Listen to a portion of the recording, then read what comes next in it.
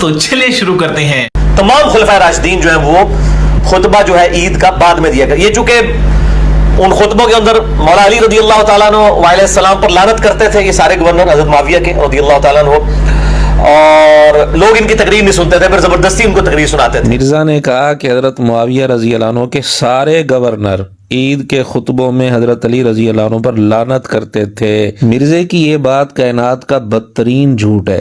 مرزا اور اس کی پوری ذریت مل کر اس کو سند کے ساتھ دنیا کی کسی بھی کتاب سے ثابت نہیں کر سکتے. چلیں بغیر سند کے کسی کتاب میں دکھا دیں، وہ کتاب مودودی کی نہ ہو، اہل سنت کے کسی معتبر آدمی کی کتاب ہو، بغیر سند کے دکھا دیں جس میں 3 باتیں لکھی ہوئی ہوں. نمبر 1 حضرت معاویہ کے سارے گورنر، نمبر 2 خطبوں میں، عید کے خطبوں میں، نمبر 3 حضرت علی رضی اللہ عنہ پر لعنت کرتے تھے. یہ تینوں باتیں اس میں ہوں. صحیح سند کے ساتھ تو یہ باتیں ہیں ہی نہیں، اگر بغیر سند کے بھی نہیں ملتی تو ڈوب کر مر جاؤ. تمام